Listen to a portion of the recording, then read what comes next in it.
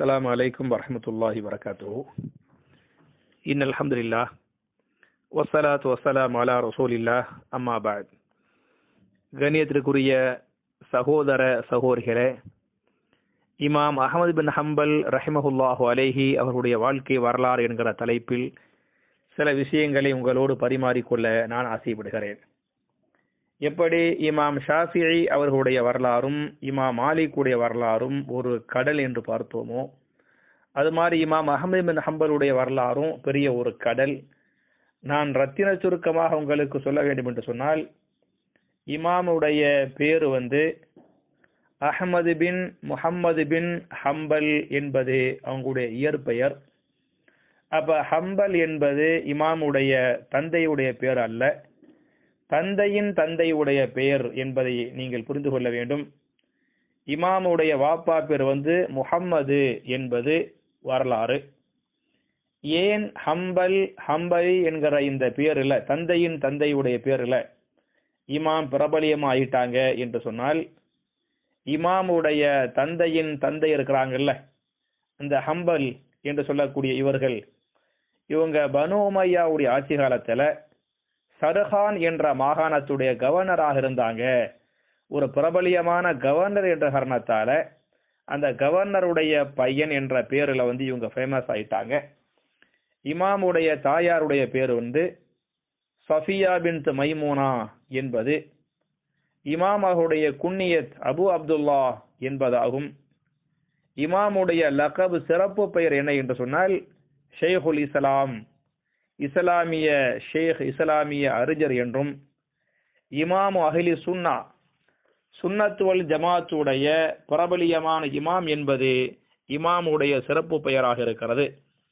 இமாம் எப்ப பிறந்தாங்கன்னு சொன்னா ஹிஜ்ரி 164வது ஆண்டு.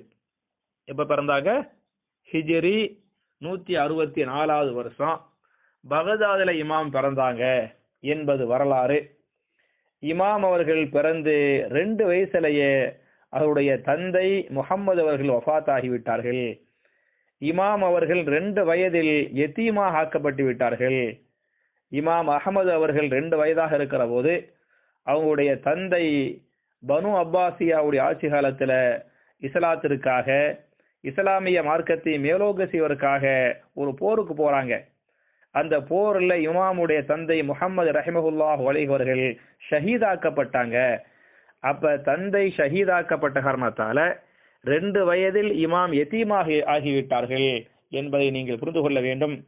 இந்த இமாம் அஹமது பின் ஹம்பல் அவர்கள் இவ்வளவு பெரிய இமாமாக ஆனதற்கு காரணம் அல்லாஹ்வுடைய மிகப்பெரிய அருள், அல்லாஹ்வுடைய மிகப்பெரிய உதவிக்கு பிறகு அவங்களுடைய தாய் தான் முக்கியமான காரணம் என்பதை புரிந்து கொள்ள வேண்டும். இமாம் அஹமது பின் ஹம்பல் ரஹிமஹுல்லாஹு அலைஹி தங்களுடைய ஆரம்ப கல்வியை பகதாதுல படிக்கிறாங்க. பகதாதில் படித்துவிட்டு மேற்கல்விக்காக மக்காவுக்கு போறாங்க, மதீனாவுக்கு போறாங்க, யமன் தேசத்துக்கு போறாங்க. எந்த அளவுக்கு என்று சொன்னால், இமாம் அஹமது அவர்கள் மேற்கல்விக்காக மக்காவிலே படித்துவிட்டு மக்காவில் கேள்விப்படுறாங்க, யமன் தேசத்துல இப்ராஹிம் அன் நகஇ ரஹிமஹுல்லாஹு அலைஹி என்று சொல்லக்கூடிய பெரிய ஒரு மேதை இருக்கிறார், பெரிய ஒரு முஹத்தீஸ் இருக்கிறார். அந்த இப்ராஹிம் அவர்கள்ட்ட போய் யமன்ல போய் படிக்கலாம் அப்ப நினைக்கிறாங்க மக்காவில் இருந்து கொண்டு. ஆனால் மக்காவிலிருந்து யமன் தேசத்துக்கு போக வேண்டும் என்று சொன்னால் 1500 கிலோமீட்டர் போக வேண்டும்.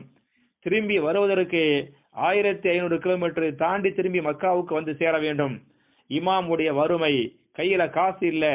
இமாம் அவர்களே தங்களுடைய முஸ்னது அஹமது சொல்லி காட்டுறாங்க, நான் மார்க்கத்தை படிப்பதற்காக, ஹதீசுகளை தொகுப்பதற்காக மக்காவிலிருந்து யமன் தேசத்திற்கு 1500 கிலோமீட்டர் நடந்த நிலையில் சென்றேன். கையில ஒண்ணுமே இல்லாம நடந்து என்ன பண்ண, 1500 கிலோமீட்டர் போனேன். போய் சேர்றதுக்கு 6 மாசமானது.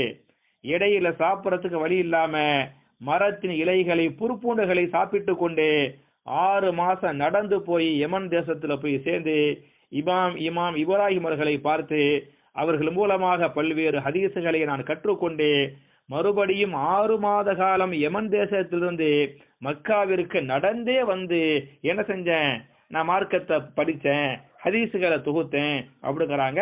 அப்ப கல்வியை கற்றுக்கொள்வதற்காக மக்காவிலிருந்து யமன் தேசத்துக்கு 6 மாசம் நடைபயணம், யமன் தேசத்திலிருந்து மக்காவிற்கு 6 மாசம் நடைபயணம், சாப்பிட்றதுக்கு வழி இல்லாம கஷ்டப்படுகிற போது மரத்தின் இலைத்தலைகளை புற்பூண்டுகளை சாப்பிட்டுக் கொண்டு நான் ஹதீசுகளை தொகுத்தேன், மார்க்கத்தை படித்தேன் என்று சொன்னால் இமாமுடைய அந்த கல்வியுடைய சேவை மகத்தான ஒரு சேவையாக இருக்கிறது.